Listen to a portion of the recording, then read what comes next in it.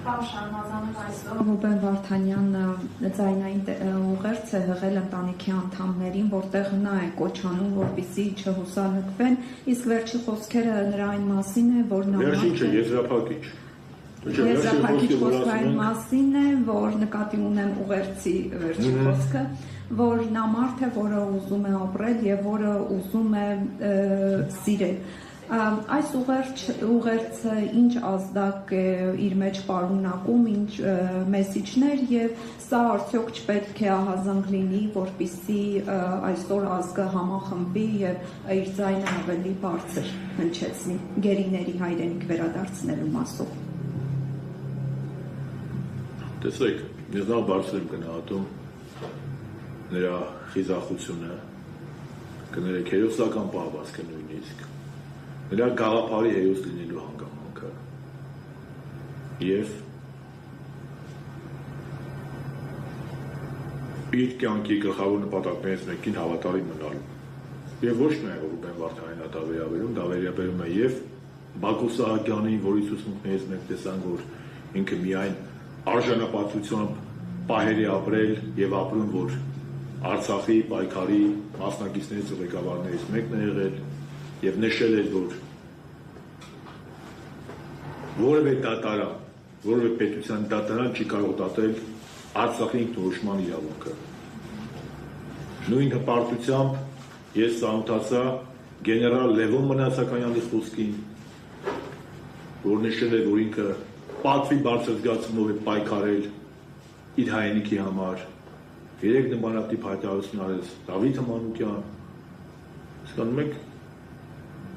այդ մարդիկ պետք է լինեն մեր հերոսները, մեր ապագա սերունդները իրանց օրինակով պետք է դաստիարակվեն, ոչ թե կապիտուլյանտները եւ Հայաստանը թուրքական վիլայետ դարձնողները։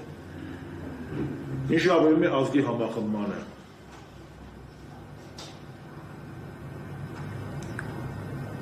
Աստվածը համախմբեն, մենք Արցախ ենք կորցրել, բայց դեռ չենք կարողացել համախմբենք։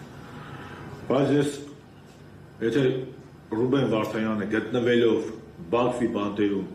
չի հուսահատվում եւ պայքարի եւ հուսադրող կոչեր է անում, մեր կողմից առնվազն շանտեղություն կլինի, մենք հուսահատություն տարածենք։ Ինքը իր վառ կերպարով եւ Բաքվում մեր եղբայրները ասեցի եւ Բակո Սահակյանը, եւ Արկադի Ղուկասյանը, եւ Լևոն Մնացականյանը, եւ մնացածը, այդ կերպարները իրենց վարքագծով ցույց են տալիս, որ հայկական ոգին չի կարելի սպանել, որ անկախության ոգին, սեփական ճակատագիրը, սեփական ազգով ու կամքով որոշելու ոգին, եռաբլուրին հավատարիմ մնալու ոգին կարելի է բանտարկել, բայց չի կարելի սպանել։ Այս ամեն ինչի մեջ գլխավորը։ Պարոն Շարմազանով, ներեցեք, դուք ասում եք, այո, պետք է համախմբենք, Աստված տա համախմբենք, բայց չեք կարծում, որ այդ համախմբողը պետք է լինի, որպեսզի ազգին համախմբի։